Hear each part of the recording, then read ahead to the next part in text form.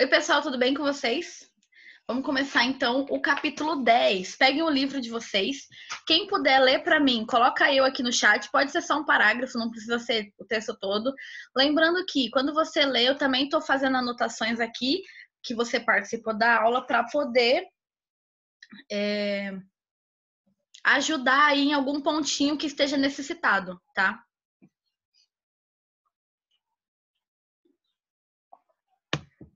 Ainda estamos no livro 2.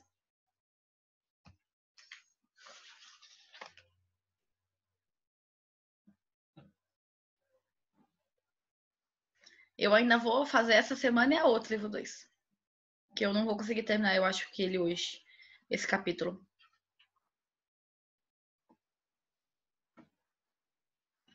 Peraí que eu tô procurando aqui para compartilhar com vocês. De toda forma, se você tiver no computador, eu vou estar eu acho que no celular é muito difícil, né, de enxergar, mas aqui, ó. Eu compartilho aqui, você pode ler direto na tela, tá?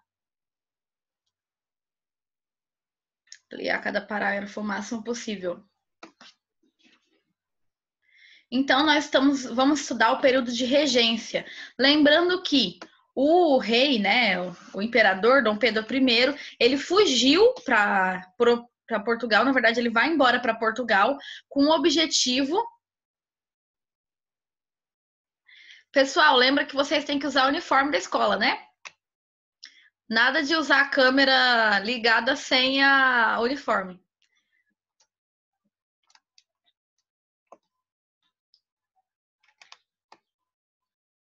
Isso! Então, vamos continuar aqui. As pessoas que falaram eu, né? Já vou abrir para vocês. Então, o imperador Dom Pedro I, ele vai embora porque tá tendo muita revolta contra ele, porque ele tinha muitas relações com Portugal. E aí as pessoas vão falar assim, por que esse imperador, que se diz brasileiro, fica o tempo todo só falando com Portugal? Então a gente quer que ele se foque totalmente aqui. O que não vai acontecer antes que ele sofra algum golpe e tirem a família dele do poder, ele decide que vai lá para Portugal de volta e ele vai deixar o governo aqui com o filho dele. Lembrando que o filho dele tem 5 anos. Se você lembra quando era a sua cabeça, quando você tinha 5 anos, ou se você tem um irmão de mais ou menos essa idade, você gostaria que você pensasse. Imagina hoje o Brasil, a gente vira e fala, você vai governar o Brasil, o que você quer fazer? Eu com 5 anos ia gastar tudo em doce, com certeza. Porque toda a minha mesada eu gastava em doce nessa época. Sempre fui muito doceira. Então você pensa uma criança de 5 anos para poder liderar ali o território nacional, porque o Brasil é enorme, né? Sem condições. Então vai ser necessário um período regencial. Então, quem que são os regentes, né? Aquelas pessoas que vão cuidar ali do governo até ele ter 18 anos, que seria a maioridade. Na verdade, já dando um spoiler aí do que vai acontecer, é que vai ter um golpe e ele vai entrar com 14. Mas daqui a pouco a gente fala sobre isso, tá? Aquela que eu não gosto de spoiler, mas, gente, eu sempre brinquei, né? Quando a gente entrou na história do Brasil, eu falei, não gosto muito de Brasil. Eu, de fato, não gosto de Brasil colônia. Quando começa o segundo reinado, começa a pegar fogo no parquinho e é bem interessante, vocês vão gostar. Tem muita coisa interessante que vai acontecer. E aí, o primeiro regente, gostaria que vocês também entendessem que, de início, a primeira regência, os primeiros períodos de regência vai ser uma regência trina. Vão ser 3 regentes e não só. Por que 3 e não só? Para que não houvesse uma pessoa que todo mundo ia gostar mais do que o rei, entendeu? E essa pessoa acabar substituindo o reinado. Então era melhor 3 regentes, porque um ia liderar ali junto com o outro. Ninguém ia ter mais importância do que o rei Dom Pedro II, né? Que na época tinha 5 anos. Tá?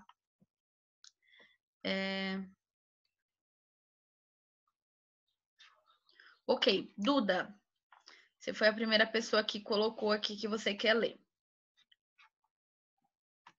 Pode ler, Duda. Ok. A minha internet ela tá meio ruim, então talvez dê uma travadinha na minha fala, tudo bem? Tá bom, se eu cair eu volto também rápido, o mais rápido possível. Tá bom. O período regencial, de 1831 a 1840. É só um parágrafo mesmo? Se você puder ler os dois primeiros, que é isso aí que eu estava explicando para vocês. Tá bom. Para muitos historiadores, o processo de independência do Brasil, ocorrido em 1822, só consolidou, de fato, 9 anos mais tarde, após o dia 7 de abril de 1831, quando o imperador do Brasil, o português Dom Pedro I, abdicou o poder. Como você estudou, Dom Pedro I abriu mão do trono em nome de seu sucessor, Pedro de Alcântara. Porém, seu filho era uma criança de apenas 5 anos e, de acordo com a Constituição de 1824, o Brasil deveria ser governado por uma regência até o futuro imperador atingir a maioria da idade. A maioridade. Maioridade. Então, gente, por que que ele começa falando sobre isso?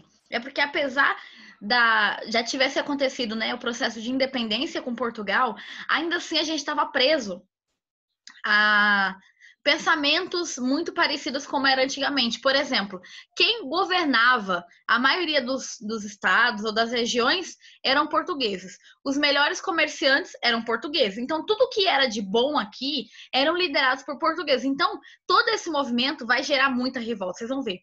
Outra coisa aqui, o imperador, como eu falei, ele era muito instável, porque a maioria das pessoas falava, ele tem muita ligação com Portugal.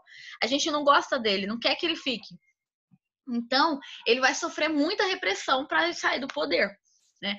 E acaba que nesse movimento que ele vai passar, gera também um processo de longo para a independência realmente se fixar.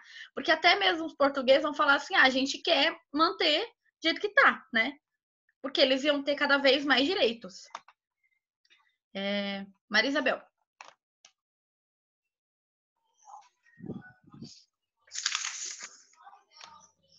Assim, entre 1831 e 1840, o governo esteve nas mãos dos regentes, homens eleitos pelas poucas pessoas consideradas aptas a votar naquela época. No intervalo entre 1831 e 1835, houve duas regências trinas. Primeiro, a provisória, composta por Francisco de Lima e Silva, Nicolau Pereira de Campos Vergueiro e José Joaquim Carneiro de Campos. Depois, a regência trina permanente, eleita ainda em 1831, composta por José da Costa Carvalho, João Braulio Mones e Francisco de Lima e Silva, que governaram até 1834. Uma mudança na legislação em 1834 transformou a regência trina em regência una, ou seja, em vez de 3 regentes, apenas um governaria o país. De 1835 a 1840, o Brasil teve como regentes o padre Diogo Freixo, 1835-1837, e o senador pernambucano Pedro Araújo Lima, 1837 a 1840. Obrigada. Sara, daqui a pouco eu abro para você. Eu só vou finalizar aqui porque essa parte eu ainda tenho um slide e eu quero mostrar para vocês o rostinho dessas pessoas, para ficar mais fácil, tá? Então, em 1840, os parlamentares consideraram que Pedro de Alcântara, apesar de ter 14 anos, poderia ser considerado maior de idade. Assim, em 23 de julho de 1840 a 15 de novembro de 1889, ele governou o país com o título de Dom Pedro II. Esse período, sobre o qual você estudará no capítulo seguinte, ficou conhecido como Segundo Reinado. Eu gosto bastante do Segundo Reinado. Gente, então, cadê? Deixa eu compartilhar aqui com vocês os slides rapidinho, os que eu consegui salvar.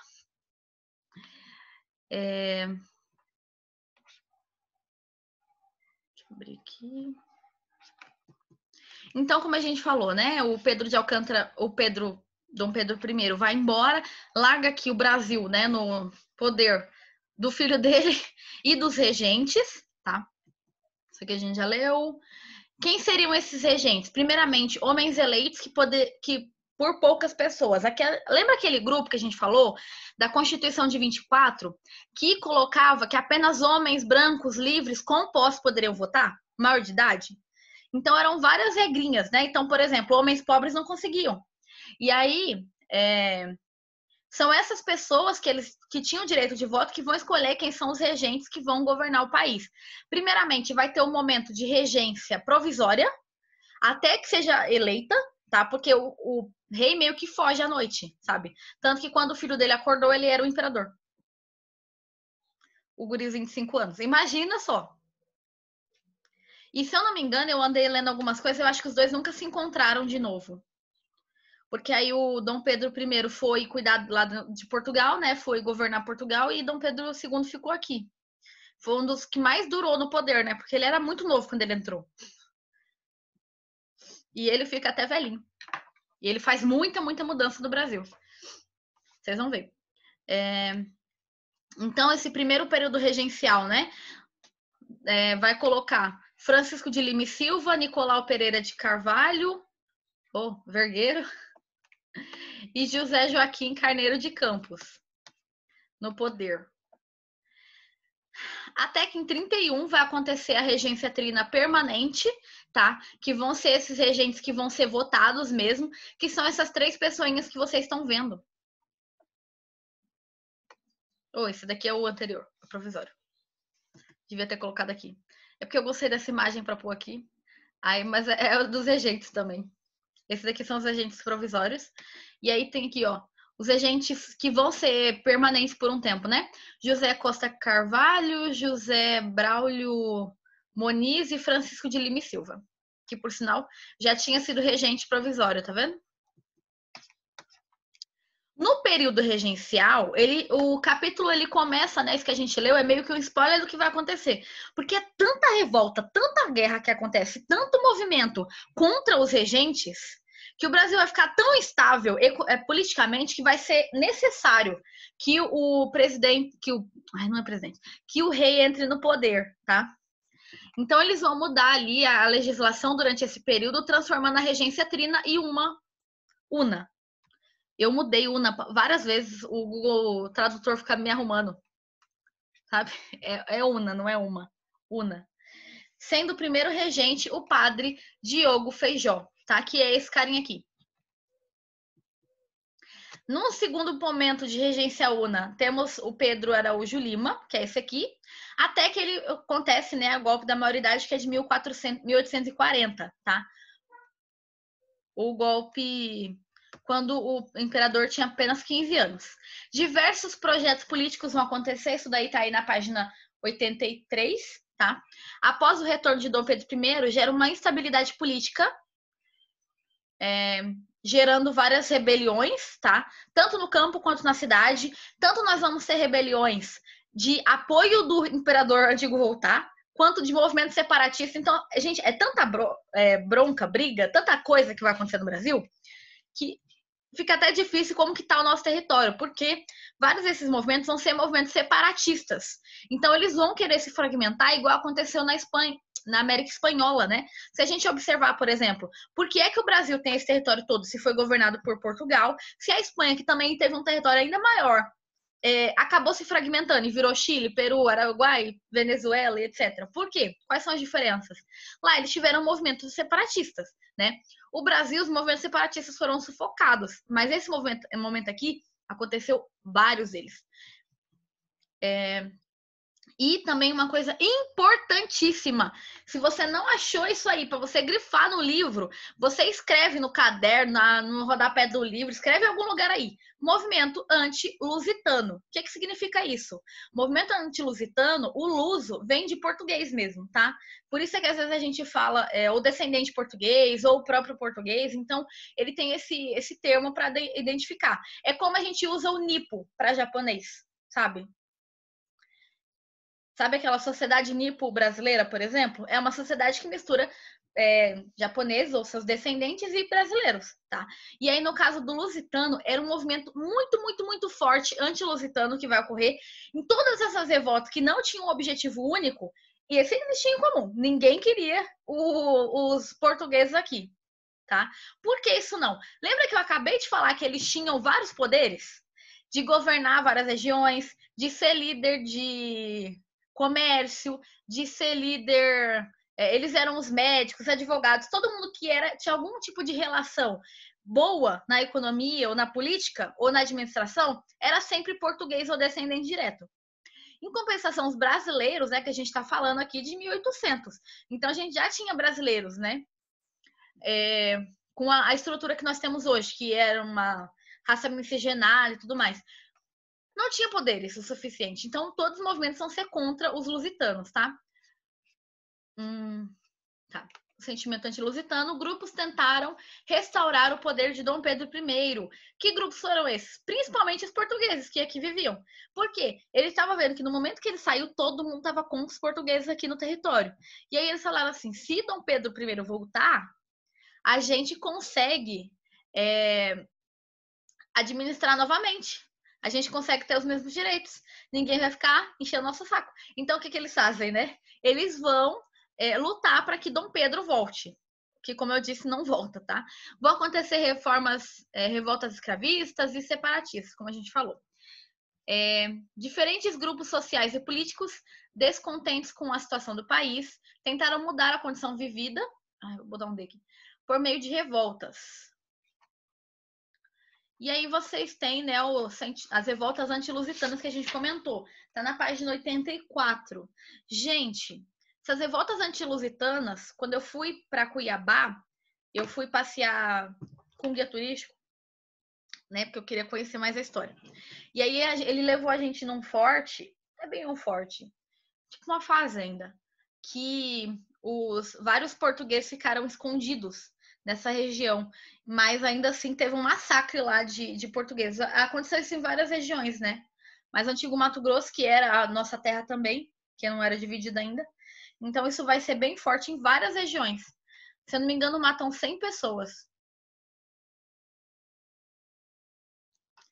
Calma, nem expliquei ainda a revolta. Você já quer saber a consequência? Espera aí um pouquinho. É que, como eu disse, o problema da revolta anti-lusitana é que ela estava presente em todos os ambientes, entendeu? Às vezes o objetivo final não era esse. Sei lá, era um objetivo separatista. Só que ainda assim, as pessoas não queriam que os portugueses estivessem envolvidos, entendeu? Para que eles não tivessem direitos. Então, diminui os direitos. Mas, enfim, o sentimento anti-lusitano foi bastante forte. Os portugueses ocupavam os melhores cargos políticos, civis, militares da administração e também controlavam boa parte do comércio. Tanto a população mais pobre, então, não tinha direitos, como os grupos mais abastados queriam sempre apontar os lusitanos como responsáveis das crises econômicas. Então, se acontecer alguma coisa, a culpa foi deles, porque é eles que estão administrando, entendeu? Então, vai criando cada vez mais um sentimento de revolta. Com o retorno de Dom Pedro I para Portugal, em 1831, a lusofobia no país se acentuou ainda mais, presente em quase todos os movimentos de revolta. Então, não era só um movimento específico. Aconteceram alguns, como eu disse, né, que houveram massacres, expulsões dos lusitanos, massacres assim, de até 100 pessoas sendo fuziladas com facão, que era o mais utilizado, né? Não tinha muito armamento de arma de fogo, mas tinha algumas, mas não era muito comum nesses ambientes. E aí eles vão ser expulsos mesmo, mas a maioria ele só estava presente no sentimento de quase todos os movimentos de revolta, tá? O sentimento presente, tô lendo aqui. Dentre esses movimentos, vocês têm a Setembrada, que também é um movimento que está descrito na página 84, tá? A criação de leis proibindo a entrada de pessoas dessa nacionalidade do Brasil, eles estavam exigindo isso, esses sentimentos, né? Esses movimentos. Eles vão falar assim, não, a gente não quer mais que os portugueses entrem aqui no país, porque senão cada vez mais ele vai dominar a região, a gente não quer isso.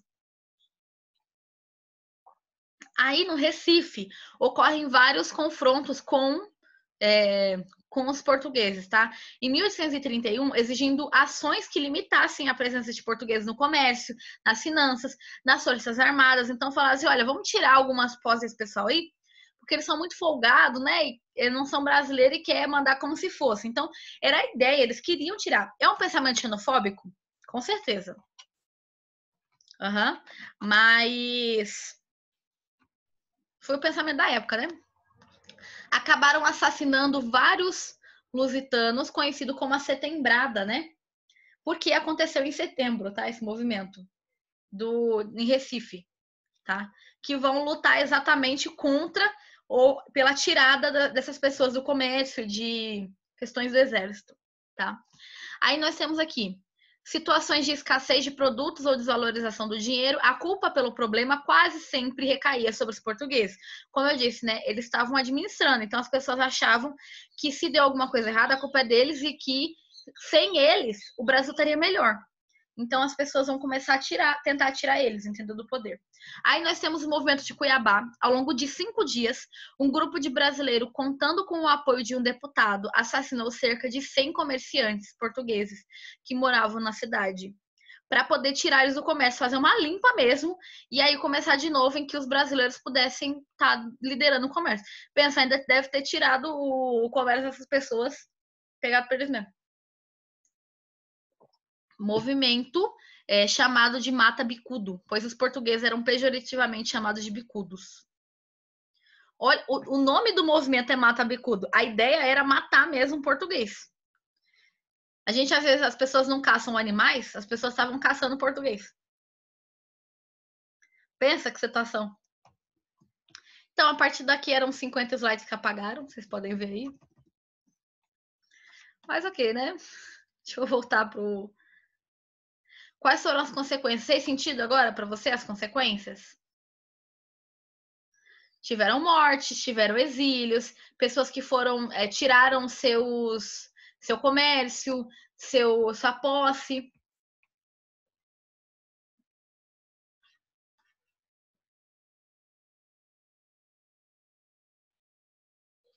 Tá. Movimentos restauradores. Página 85. Basicamente, quem quiser ler, coloca eu aí no chat. A Sara, né, faltou ler. Se alguém mais quiser.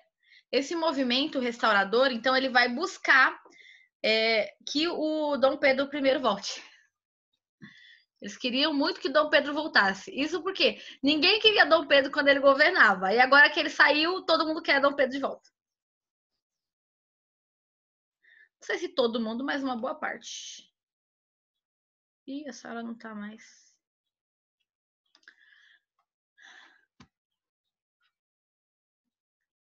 Gente, mais alguém quer ler? Coloca eu aí no chat. O meu chat travou. Enquanto eu tento descobrir aí o que mandaram no chat. Revoltas restauradoras, né? Se uma parte da sociedade ficou satisfeita com a abdicação de Dom Pedro I, com algumas pessoas desejando até a expulsão de todos os portugueses que viviam no país, houve também aqueles que almejaram o contrário, queriam um retorno de Dom Pedro ao Brasil, para que ele assumisse novamente o trono. Eram os chamados restauradores. Então, esses movimentos restauradores normalmente eram feitos por portugueses, mas não só eles, também pessoas que eram a favor do Império, tá? Que eram fiéis ao Império. Quando você acredita muito numa coisa, né? Você às vezes até se torna meio cego para ver as coisas erradas. Então, eles vão ser muito, muito a favor de que Dom Pedro volte. As razões desse grupo eram variadas. Em alguns casos, tratava-se de fidelidade pessoal ao ex-imperador. O coronel Joaquim Pinto Madeira, por exemplo, era monarquista e admirador de Dom Pedro I. Ao tomar conhecimento da renúncia, juntou-se a outras rebeldes e em 2 de janeiro de 1832 declarou nula a abdicação e instaurou um governo provisório na Vila de Prado. Ó, o cara abdicou, o rei abdicou, e ele vai falar assim, não, eu não quero a sua abdicação, volta. Aí basicamente ele faz isso. ele vai não considerar essa abdicação, vai considerar o imperador ainda como Dom Pedro I, sem se importar que o cara que decidiu, né, sair. É como você virar, eu vou virar, deixa eu ver, falar assim, eu não dou mais aula na escola, por exemplo. E aí você falar assim, não tem essa, entendeu? Tipo, a escolha seria minha, então não tem como outras pessoas mandar sobre isso, ainda assim o cara vai tentar. Então ele instaura um governo provisório na Vila de Prado, no sertão do Cariri, Ceará, né? Derrotado pelos opositores, o coronel foi preso em 34 e fuzilado. O negócio aqui era bem pesado, né? Isso só porque ele era a favor do imperador, o cara foi fuzilado. Vocês vão ver morte adoidada aí nesse período do segundo reinado. Então, nesse movimento aqui do Cariri, por exemplo, eles criam um governo provisório garantindo com que o imperador seja ainda o imperador deles. Eu achei a Sara, eu achei que ela tinha saído. Oi. Oi. Pode ler aqui, Sara, pra gente? O segundo parágrafo? Além dos casos, que é o terceiro, né? Tá. Além dos casos de admiração pessoal, existiam grupos organizados articulando o retorno do antigo imperador. Em geral, eram compostos por portugueses ricos que temiam por suas vidas, seus negócios ou seu poder. Algumas lideranças regionais também defenderam a restauração por medo de perder privilégios ou por insegurança com os novos reajanjos políticos. Essas lideranças temiam que os inimigos locais ficassem em situação econômica ou política mais favorável do que a deles. Esse foi o caso de um grupo de portugueses ricos do Recife que, em 1832, tentou recuperar o poder perdido na cidade e recolocar Dom Pedro I no trono. Por ter acontecido em abril, esse movimento ficou conhecido como Abrilada.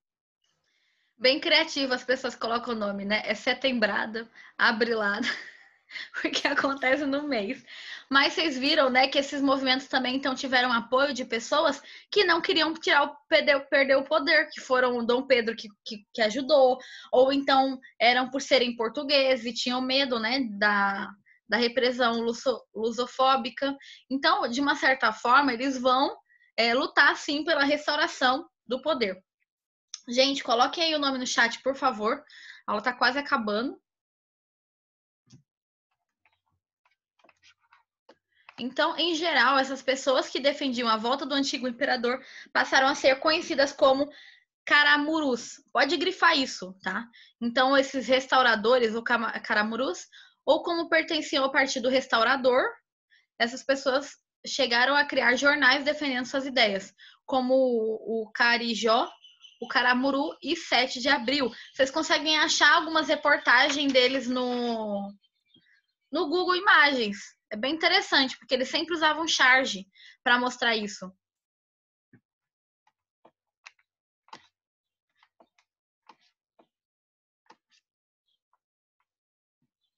Vocês colocaram o nome no chat? Não apareceu aqui que ninguém falou nada. Meu chat é doido do Zoom. Beleza.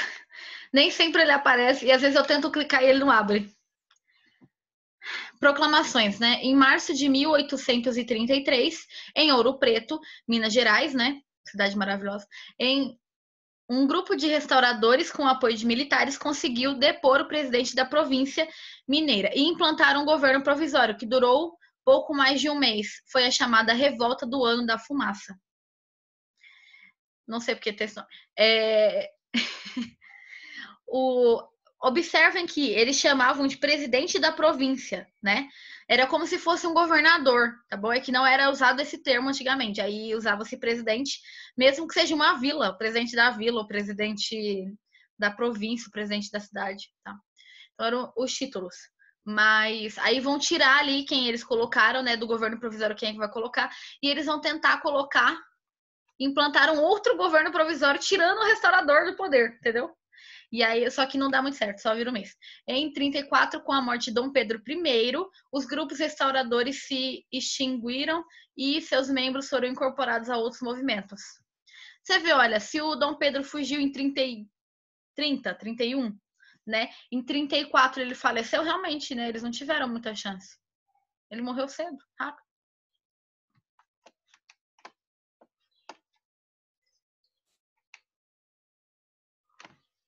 Se eu consigo ver. Não. Tem que interromper aqui para dar uma olhada no chat. Gente, vocês ficaram com alguma dúvida até aqui?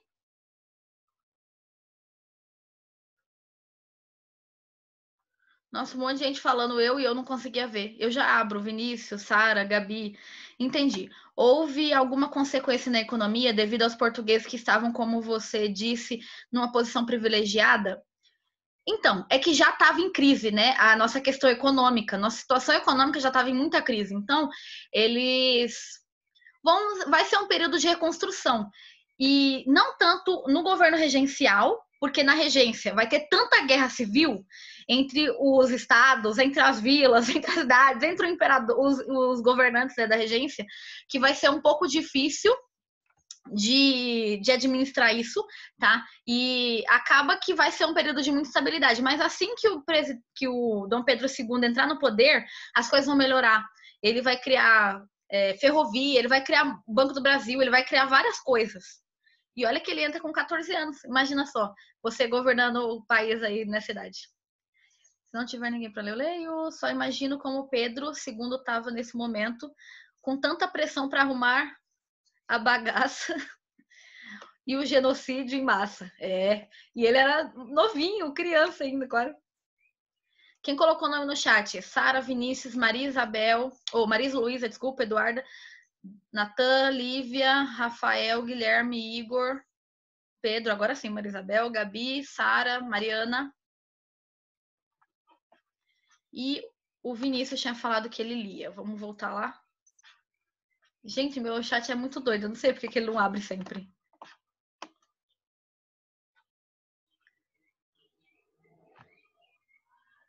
Cadê? Deixa eu achar o Vinícius. Você vai ler Revoltas dos Escravos, tá, Vinícius?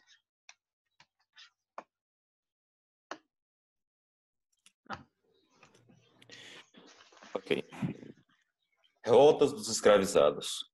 O Brasil foi uma das poucas nações da América que, ao se tornar independente, não aboliu a escravidão.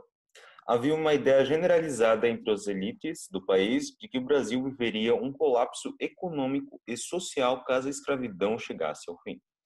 Assim, o Brasil atravessou quase todo o século XIX, tendo os escravizados como sua principal mão de obra.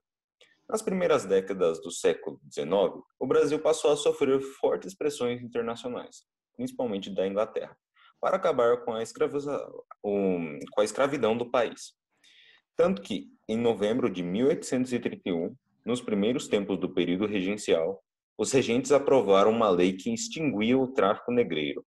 A lei declarava livres todos os escravos que entrassem em território brasileiro a partir daquela data. Obrigada.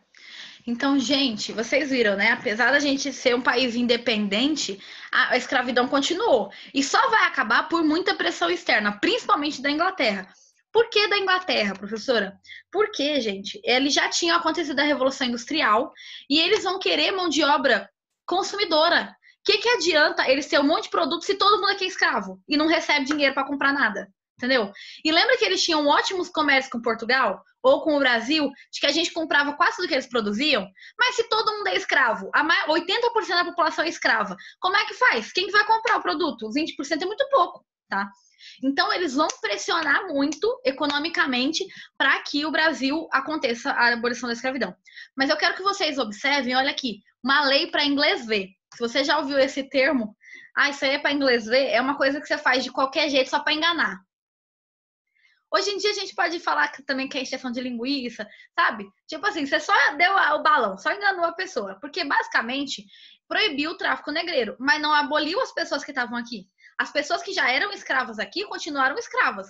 Isso vai demorar ainda um pouco. Apenas em 88 que vai acontecer a abolição da escravidão aqui no Brasil. Então tem mais aí uns 50 anos de escravidão. Você pensa, 50 anos é quase uma vida, né? Depois de 50 você já começa assim, tá começando a ficar mais velho. E o escravo dificilmente durava até os 30. Então você pensa, Se a pessoa durava até os 30, 50, ele foi escravo e os filhos também foram, tá? E basicamente só aboliu então o tráfico negreiro. Não podia mais fazer comércio. Aboliu de fato? Na lei sim, mas acontecia muito ilegalmente também. A gente não vai entrar nisso, mas eu gostaria só de se frisar. Gente, acabou a aula. Se ninguém tem dúvida, fiquem com Deus. Se tiver, escrevam aí, ou tem 1 minuto só, ou então coloquem no livro de vocês, escrevam na semana que vem. Tchauzinho. Até mais.